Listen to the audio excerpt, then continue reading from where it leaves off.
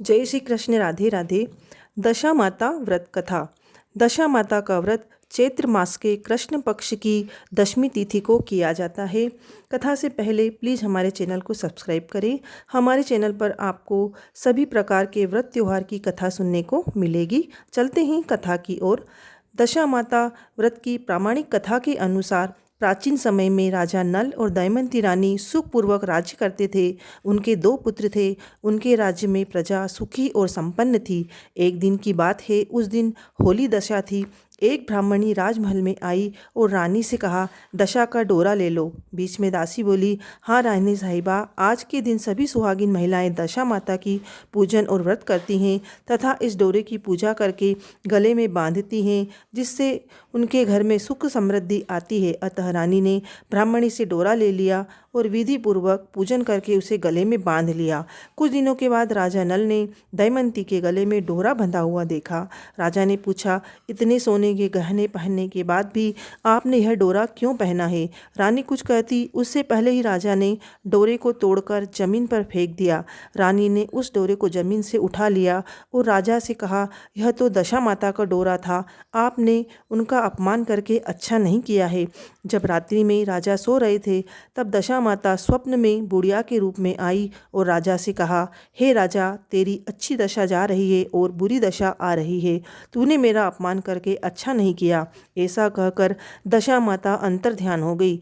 अब जैसे जैसे दिन बीतते गए वैसे वैसे ही कुछ ही दिनों में राजा की ठाट बाट, हाथी घोड़े, लाव लश्कर, धन धान्य, सुख शांति सब कुछ नष्ट होने लगे।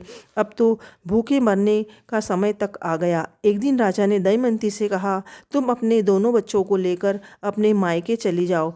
रानी ने कहा, मैं आपको छोड़कर कहीं नहीं जाऊंगी। जिस प्रकार आप रहेंगे उसी प्रकार मैं भी आपके साथ रहूंगी। तब राजा ने कहा, अपने देश को छोड़कर हम दूसरे देश में चले, वहाँ जो भी काम हमें मिलेगा वही हम कर लेंगे। इस प्रकार नए दमयंती अपने देश को छोड़कर चल दिए। चलते चलते रास्ते में भील राजा का महल दिखाई दिया। वहाँ राजा ने अपने दोनों बच्चों को अमानत के तौर पर छोड़ दिया। आगे चले तो रास्ते में राजा के मित्र का गांव आया। राजा ने रानी से कहा, चलो हमारे मित्र के घर चलें। मित्र के घर पहुंचने पर उनका खूब आदर सत्कार हुआ और पकवान बनाकर भोजन कराया गया। मित्र ने अपने शयन कक्ष में उन्हें सुलाया। उसी कमरे में मोर की आकृति की खूंटी पर मित्र की पत्नी का हीरो जड़ा कीमती हार टंगा था। मध्य रात्रि में रानी की नींद खुली तो उन्होंने देखा कि वह बेजान खूंटी हार को निगल रही है। यह देखकर रानी ने तुरंत राजा को जगाकर दिखाया और दोनों ने विचार किया कि सुबह होने पर मित्र के पूछने पर क्या जवाब देंगे, अतः यहाँ से इसी समय चले जाना चाहिए। राजा रानी दोनों रात्रि को ही वहाँ से चल दिए। सुबह होने पर मित्र की पत्नी ने खूंटी पर अपना हार देखा, वहाँ हार नहीं था। तब उसने अपने पति से कहा, तुम्हारे मित्र कैसे हैं जो मेरा हार चुरा कर रात्रि में ही भाग गए? मित्र ने अपनी पत्नी को समझाया कि मेरा मित्र कदापि ऐसा नहीं कर सकता, धीरज रखो और कृपया उसे चोर मत कहो। आगे चलने पर राजा नल की बहन का गांव आया। राजा ने बहन के घर खबर पहुंचाई कि तुम्हारे भाई भौजाई आए हुए हैं। खबर देने वाले से बहन ने पूछा, उनके हाल चाल कैसे हैं? वह बोला, दोनों अकेले हैं, पैदल आए हैं, दुखी हाल में हैं। इतनी बात सुनकर बहन थाली में कांदा रोटी रखकर भैया भाभी से मिलने आई। राजा ने तो अपने हिस्से का खा लिया, परंतु रानी ने उसे जमीन में गाड़ दिया। चलते चलते एक नदी मिली। राजा ने नदी में से मछलियां निकालकर रानी से कहा, तुम इन मछलियों को भूंजो, मैं गांव में से परोसा लेकर आता हूँ। गांव का नगर सेठ सभी लोगों को भोजन करा रहा था। राजा गांव में गया और परोसा लेकर वहां से चला तो रास्ते में चील ने झपट्टा मारा तो सारा भोजन नीचे गिर गया। राजा ने सोचा कि रानी विचार करेगी कि राजा तो भोजन करके आ गया और मेरे लिए कुछ भी नहीं लाया। इधर रानी मछलियां भूनने लगी तो दुर्भाग्य से सभी मछलियां जीवित होकर नदी में चली गई। रानी उदास होकर सोचने लगी कि राजा पूछेंगे और सोचेंगे कि सारी मछलियां खुद खा गई। जब राजा आए तो मन ही मन समझ गए और वहां से वे आगे चल दिए। चलते चलते रानी के मायके का गांव आया। राजा ने कहा, तुम अपने मायके चली जाओ, वहाँ दासी का कोई भी काम कर लेना, मैं इसी गांव में कहीं नौकर हो जाऊंगा। इस प्रकार रानी महल में दासी का काम करने लगी और राजा तेली के घाने पर काम करने लगा। दोनों को काम करते बहुत दिन हो गए। जब होली दशा का दिन आया तब सभी रानियों ने सिर धोकर स्नान किया। दासी ने भी स्नान किया। दासी ने रानियों का सिर गूथा तो राजमाता ने कहा, मैं भी तेरा सिर गूथ दूं।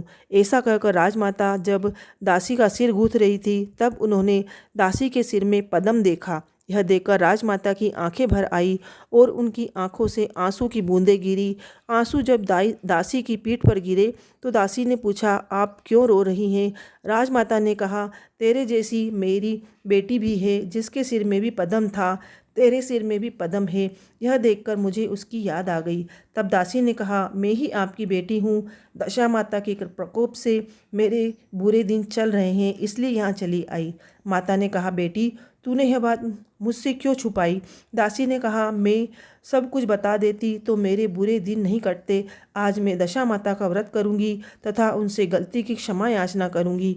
अब तो राजमाता ने बेटी से पूछा, हमारे जमाई राजा कहाँ हैं? बेटी बोली, वे इसी गांव में किसी तेली के घर काम कर रहे हैं। अब गांव में उनकी खोज कराई गई और उन्हें महल में लेकर आए।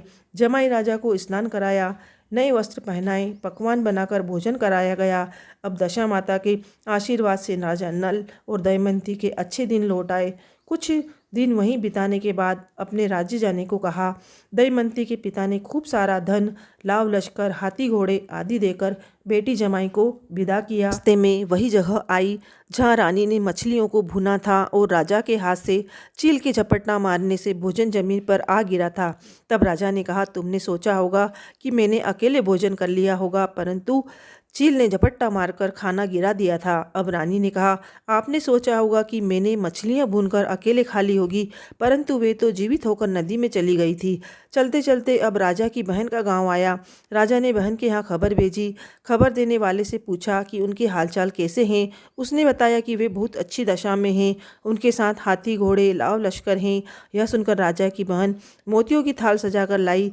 तभी दमयंती ने धरती माता से प्रार्थना की और कहा, माँ आज मेरी अमानत मुझे वापस दे दो। यह कहकर उस जगह को खोदा जहाँ कांदा रोटी गाड़ दिया था। खोदने पर रोटी तो सोने की और कांदा चांदी का हो गया।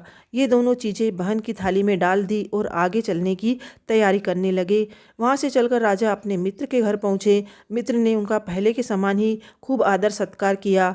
रात्रि विश्राम के लिए उन्हें उसी शयन कक्ष में सुलाया। मोरनी वाली खूंटी के हार निगल जाने वाली बात से नींद नहीं आई। आधी रात के समय वही मोरनी वाली खूंटी हार उगलने लगी तो राजा ने अपने मित्र को जगाया तथा रानी ने मित्र की पत्नी को जगाकर दिखाया। आपका हार तो इसने निगल लिया था। आपने सोचा होगा कि हार हमने चुराया है। दूसरे दिन प्रातःकाल नित्य कर्म से निपटकर वहाँ से वे चल दिए। वे भील राजा के यहाँ पहुँचे और अपने पुत्रों को मांगा तो भील राजा ने देने से मना कर दिया। गांव के लोगों ने उन बच्चों को वापस दिलवाया। नल दमयंती अपने बच्चों को लेकर अपनी राजधानी के निकट पहुँचे तो नगरवासियों ने लाव लश्कर के साथ उन्हें आते हुए देखा। सभी ने बहुत प्रसन्न होकर उनका स्वागत किया तथा गाजे बाजे के साथ उन्हें महल पहुँचाया। राजा का पहले जैसा ठाट बाट हो गया। राजा नल दमयंती पर दशा माता ने पहले कोप किया था, ऐसी किसी पर मत करना, और बाद में जैसी कृपा करी वैसी सब पर करना। बोलो दशा माता की जय।